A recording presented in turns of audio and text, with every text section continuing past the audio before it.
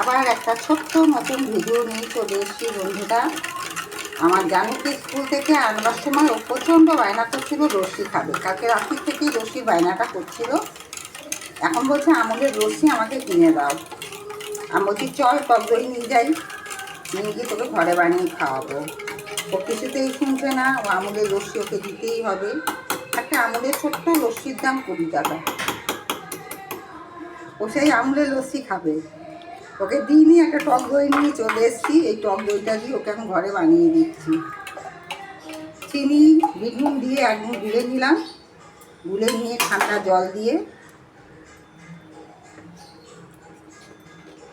জল দিয়ে ওকে বানিয়ে দিচ্ছি।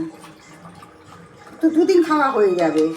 একটা 18 টাকার ছোটো টক দই প্যাকেট নেয়, ঘরেতে আমার সব সময়ের জন্য থাকে। আরও আছে তো?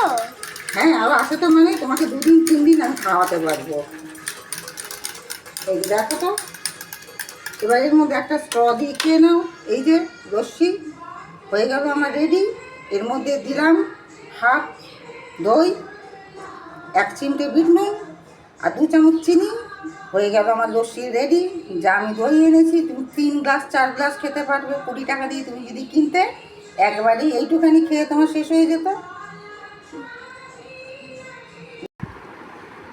কি কেমন খেতে লস্যি?